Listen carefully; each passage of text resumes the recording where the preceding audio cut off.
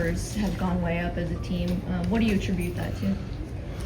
The emphasis on it, saw how much it was impacting us before the break with Jabarari going out, and switched some matchups to keep bigger guys in the baskets, but also really just challenging guys to get back to where we were prior, and a big part of that was finishing possessions. Obviously, Jabarari helps a lot in that area, and I assume, especially when he's playing the three, he's going to have favorable matchups in that respect. But when he is at small ball 5, does that change kind of how you want him positioned defensively at all? No, I mean, matchups are the matchups, and we're going to probably be in 15 switching everything at that point when he's at the 5. But we like him at the 3 or the 5 offensively. He has a lot of advantages over 5 men trying to guard him, picking pop, driving, and doing those things. But more so than anything, I think just like you said, his versatility for us has been good to have back. Plug him within the lineup, and it pretty much works well. But back to your rebounding question, I think it was just Jalen, Dillon, the others that we really challenged to step up their game in that aspect and finish possessions when the bigs are down there and wrestling matches. Do you feel like he's gotten his rhythm back offensively, or are you still kind of trying to find Jabarari? Yeah.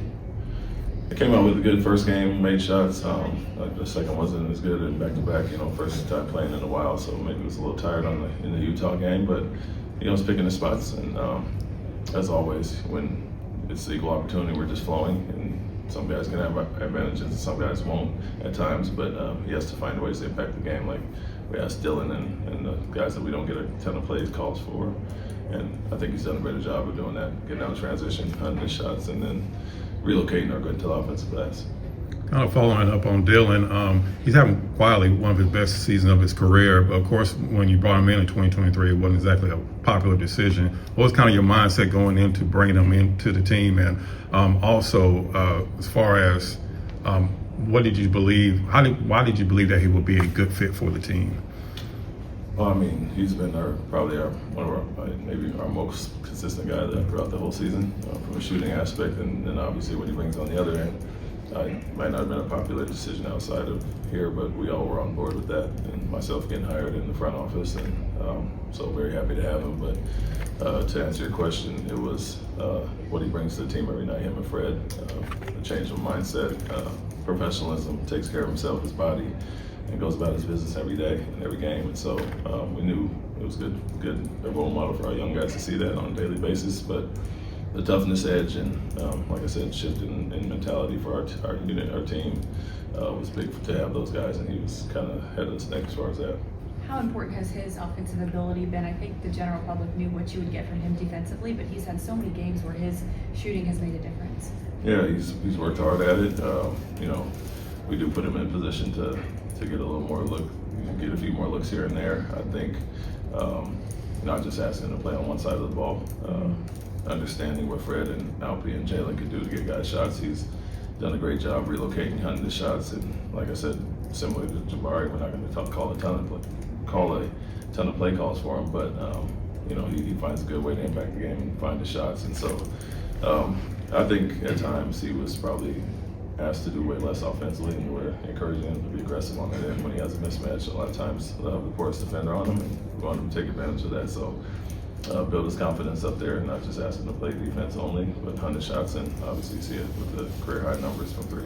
It's the first time since December that you had everyone available. Playing shorthanded for as long as you did, were there areas where you think that might have helped? Just other guys' experience overall. Like I've talked quite a bit about a man handling the ball and playing the point and having to learn kind of on the fly when he's been playing the 3 or the 4 with Fred and Jalen out there. But yeah, other guys will get opportunities to add to our depth, and when Fred's back, we don't have to rely on him as much as we did probably last year. Already didn't have to this much this year with Jalen stepping up and Alpy stepping up as well. But experience for other guys that'll be needed down the stretch when either other back-to-backs or guys are tired or foul trouble or whatever it may be. Other guys have kind of done it. What are you expecting to see from Fred, being out so long, coming back for his first game, and is he on a minute restriction? No restriction, and just more than norm with him. He's a vet that plays his game regardless. It's not like he's trying to fly around and use athleticism out there anyway. So he's pretty heady as far as that, and he's looked really good in the practices lately. So don't expect it to be much difference coming back. You guys, Sengun does so much for you guys. Where does his scoring factor into night in and night out for you? Yeah, we're dependent on the 20 points per game, and not only that, the facilitating for others. One of the better low post scorers in the league, and teams go after him quite a bit, and other guys are recipients of that. So we feel he has an advantage, whether it's putting him on the perimeter elbow area to take advantage of bigs and avoid double teams, or in the post and generate offense for others. So kind of calms us down at times when things can get a little hectic up and down, to have a good low post threat to kind of dump it into and settle things down. Coach, we asked you this earlier in the season about Jalen, but the way that he's just been consistently playing and the way that he's grown over the last year, what went into his growth as far as taking that next step?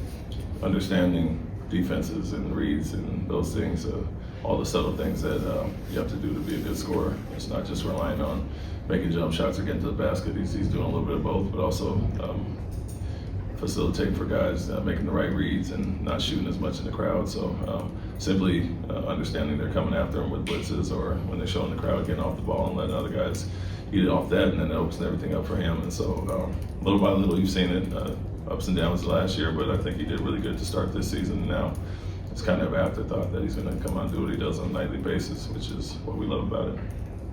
Thanks, Coach. Thank you.